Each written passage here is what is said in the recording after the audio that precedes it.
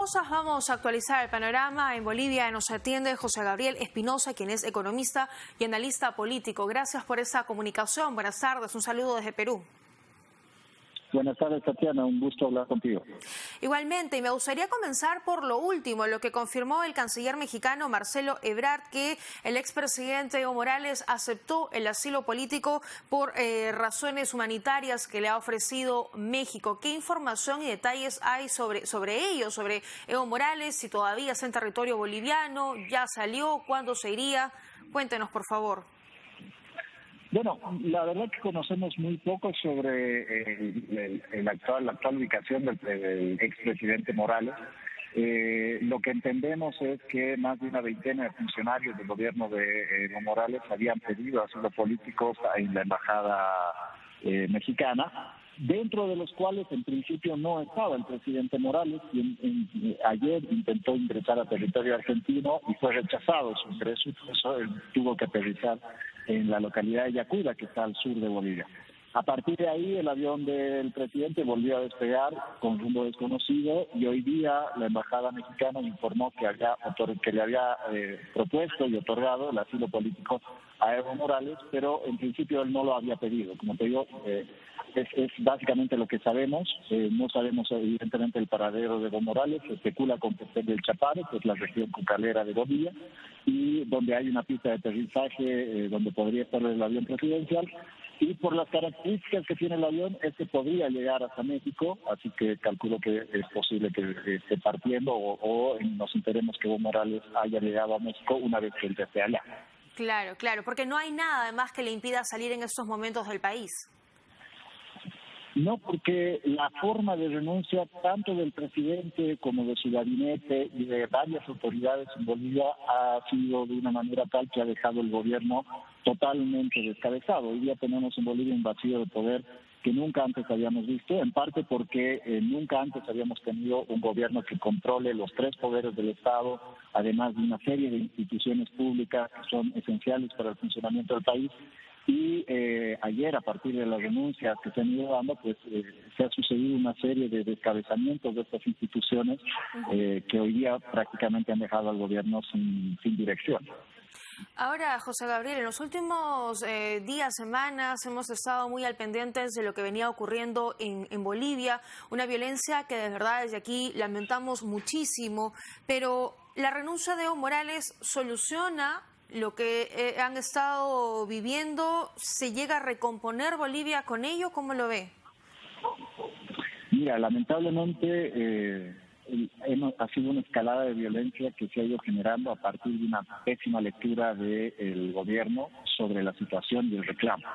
El malestar de la población no surge en torno a un líder, en este caso de la oposición, que es Carlos Mesa, o en torno a un reclamo cívico, o en torno al liderazgo de Camacho, por ejemplo, sino que en realidad surge a partir de los serios indicios de fraude que empezaron a observarse ya desde el mismo 20 de octubre, a partir del corte del conteo rápido que tenía el Tribunal Supremo Electoral, y que se han ido acentuando con los días, hasta llegar al día sábado pasado, cuando la OEA emite un informe preliminar confirmando el hecho que todos los bolivianos ya teníamos presentes, que había habido una manipulación enorme y que hacía difícil aceptar estas elecciones como válidas.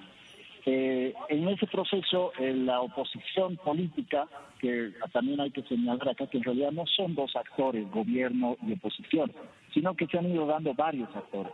El primero de ellos es la oposición política, evidentemente, son los partidos que han participado en la elección, pero hay después una serie de actores cívicos, dentro de ellos Luis Camacho, que es el más visible, pero también están los comités cívicos de Potosí, Cochabamba, Chuquisaca, que además de los pedidos de respeto al voto tenían reclamos regionales. Todo esto ha ido escalando de una manera tal que estos pedidos regionales han ido juntándose todos en torno al respeto al voto. Mientras la oposición, en principio, pedía una segunda vuelta, los comités cívicos y los actores ciudadanos estaban pidiendo la anulación de las elecciones. Conforme pasaban los días y los llamados a la violencia por parte del gobierno, en esto hay que ser muy claros, el presidente desde el primer día llamó a sus bases a defender el proceso de cambio y el resultado, según el gobierno legítimo de las elecciones, Conforme avanzaban los días, los pedidos de los comités cívicos iban escalonando hasta llegar al pedido de renuncia del presidente, cosa que no era compartida por la oposición política, porque evidentemente ellos tenían otra lectura de la situación y entendían, por ejemplo, que iba a ser complicado descabezar un gobierno.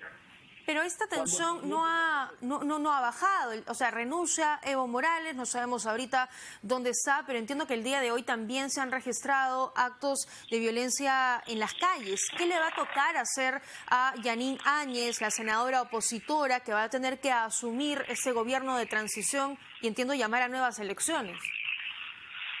Bien, eso, bueno, de hecho creo que de fondo estás escuchando motocicletas y vehículos y es porque en este momento en la ciudad de La Paz estamos viviendo una situación compleja en la que en los barrios y en las calles se están armando barricadas para resistir el avance de los movimientos sociales convocados por el presidente.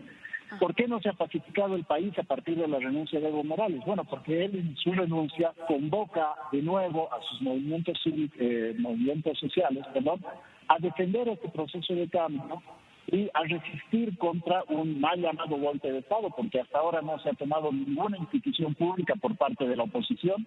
Como te digo, de hecho no hay una sola cabeza de la oposición, sino que son varias instituciones y movimientos cívicos.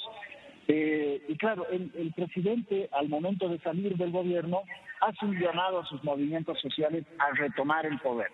Entonces los movimientos sociales empiezan a confluir en La Paz a punta de dinamita y violencia y claro, se genera una suerte de tensión, no tanto contra la ciudadanía, sino con la policía. El problema es que esta tensión, desde ayer a la noche hasta el día de hoy, ha ido en escalada conforme han ido llegando los movimientos sociales afines al gobierno, claro. Y claro, la policía ya se ha visto rebasada. Como te doy un dato, hace unos 30 minutos la policía ha pedido ayuda de las fuerzas militares.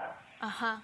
Y ese también es un punto muy interesante, ¿no? Porque ahí hay alguien detrás de que está dando órdenes a la policía, que está dando órdenes a las Fuerzas Armadas. Y es muy debatible, me parece, hasta el momento, o por lo menos no hay una posición clara, si es que fue o no un golpe de Estado. Genera mucha suspicacia el hecho que el comandante general de las Fuerzas Armadas haya pues sugerido a Evo Morales que dé un paso al costado, que renuncie justamente para ponerle fin a la crisis que se está viviendo en Bolivia.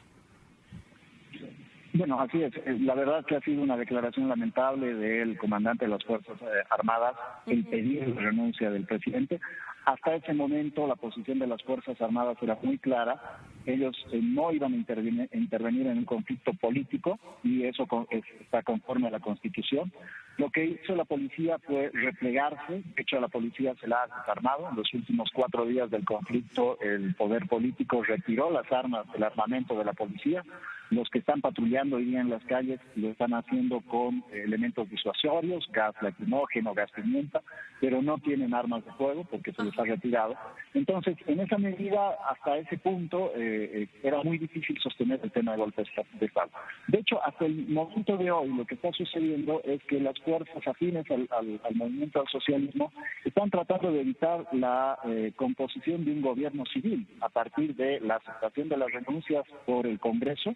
El Congreso ha intentado o está durante todo el día tratando de reunirse. Se hizo una convocatoria para mañana a las 11 de la mañana, pero lamentablemente se ha desestimado porque los diputados del Movimiento al Socialismo no se sienten seguros, esas son las declaraciones de ellos, y evidentemente no habría quórum. Entonces, estamos en una situación de entrampamiento en los cuales lo que se quiere hacer es seguir los pasos de la Constitución para constituir un gobierno civil a partir de la representación legislativa, pero pues no hay tampoco una salida de corto plazo, dado que del otro lado se está generando una tensión y una escalada de violencia que está obligando en este momento, como te digo, a la policía a requerir a las Fuerzas Armadas, dado que la policía ha sido rebasada, ¿no? Qué complicado, José Gabriel, pero parte de esta salida constitucional implicaría que Jeanine Áñez, la senadora opositora, convocara a nuevas elecciones.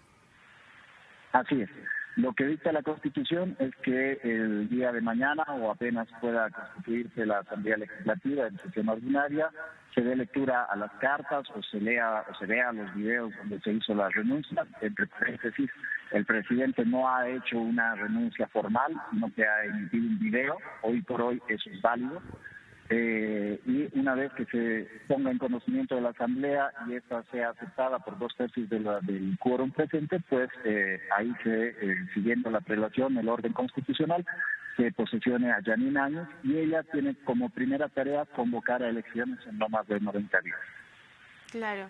Bueno, lo cierto es que en estos años en los que Evo Morales ha estado al frente del poder, sobre todo en sus primeros gobiernos, la economía boliviana ha mejorado, se redujo la pobreza y hubo cifras pues de crecimiento interesantes, importantes, ¿no?, para los bolivianos.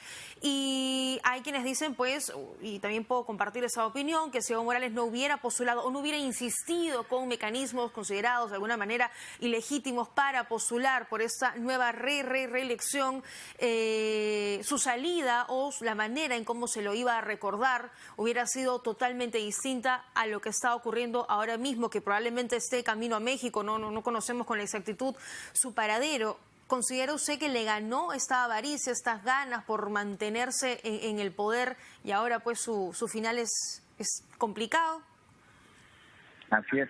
Bueno, lo que hay que aclararle, por ejemplo, a la población es que el problema no surge por descontento en lo económico. Si bien en Bolivia estamos viviendo un proceso de desaceleración desde el 2014, hay varias regiones que llevan 4 años con crecimiento negativo, sobre todo aquellas productoras de hidrocarburos, estoy hablando del sur del país.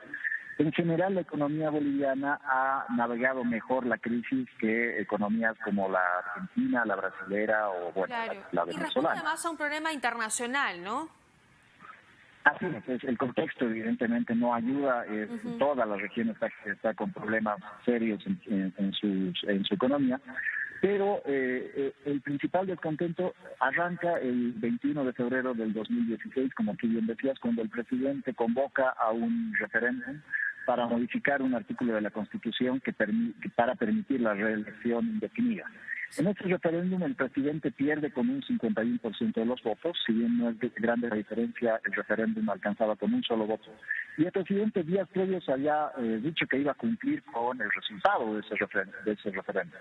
Lamentablemente, meses después encuentran un mecanismo constitucional muy cuestionable, haciendo referencia al derecho humano del presidente a ser reelegidos cuantas veces él desee. Y bueno, en base a una interpretación que no es compartida por una gran parte de la población, pues se forza esta repostulación del presidente. Es ahí donde ya empiezan los disgustos de la gente, que terminan de eclosionar con el fraude que ya ha sido certificado por la OEA, ¿no? Sí, lo escuchaba. Así que, bueno, en ese caso, lo que tenemos hoy día más bien no es un tema económico. En realidad lo económico explica muy poco de este problema. Hoy día, por ejemplo, el origen del principal dirigente cívico que está encabezando esta revuelta es Luis Fernando Camacho, proviene de Santa Cruz, que es una de las regiones que más bien ha tenido el mejor pasar económico de los últimos años. Entonces no pasa por ahí, sino... Exactamente. Entonces pasa más bien por una molestia interna al respeto a las reglas, la institucionalidad, índices de corrupción ya cada vez más elevados, ¿no?